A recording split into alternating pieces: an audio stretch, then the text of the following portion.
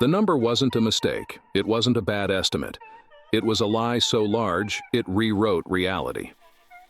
WorldCom told investors it was profitable while hiding an $11 billion hole inside its books. In 2002, that lie finally surfaced, and billions disappeared in days. Retirement funds collapsed. Employees watched their savings evaporate. Markets froze. This wasn't a market failure or a technical glitch. It was a choice. Someone decided the truth was optional, and once that decision was made, stopping became impossible. Bernard "Bernie" Ebbers didn't look like a criminal. He spoke calmly, demanded loyalty, and expected obedience. Inside WorldCom, his approval mattered more than accuracy. Ebbers built his identity on winning, on never missing, never failing, never backing down. Failure wasn't just unacceptable, it was humiliation. Executives learned quickly that bad news ended careers. Good numbers were rewarded. Over time, fear replaced judgment. And when fear runs a company, truth doesn't survive long. WorldCom grew by swallowing competitors and promising Wall Street that size would solve everything. The stock price became proof of success and protection from doubt. But when telecom spending slowed, the math stopped working. Revenues shrank. Costs stayed high.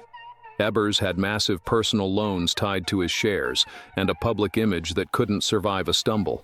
Missing expectations wasn't an option, so the story had to continue, even if reality didn't. The fraud was brutally simple. Ordinary operating expenses were manually reclassified as long-term investments. Losses vanished, profits appeared. After real results came in, the books were adjusted to match expectations.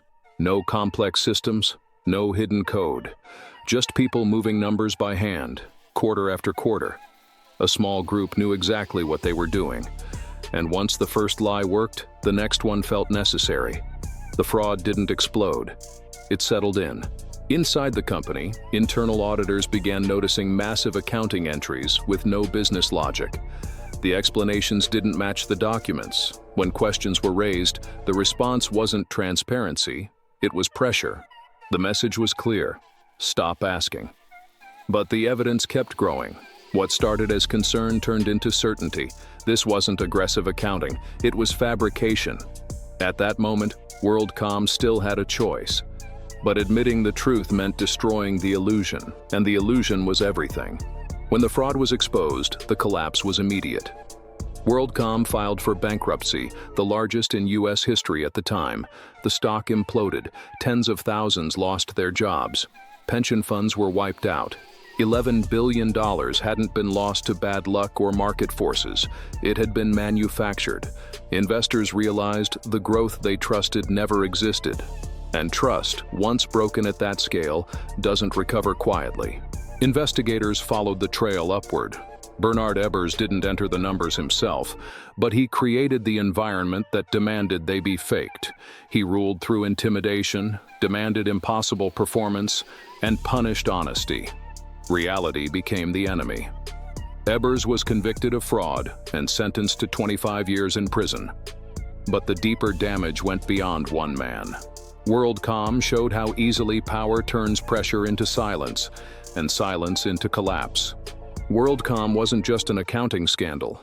It was a warning about ego, control, and what happens when performance matters more than truth. Bernard Ebbers didn't hide behind a mask. He hid behind credibility, and that made the damage far worse. Systems don't collapse by accident. They collapse when leaders decide reality is negotiable. If you want to understand how massive systems break, how fraud hides in plain sight, and where the billions really go, subscribe.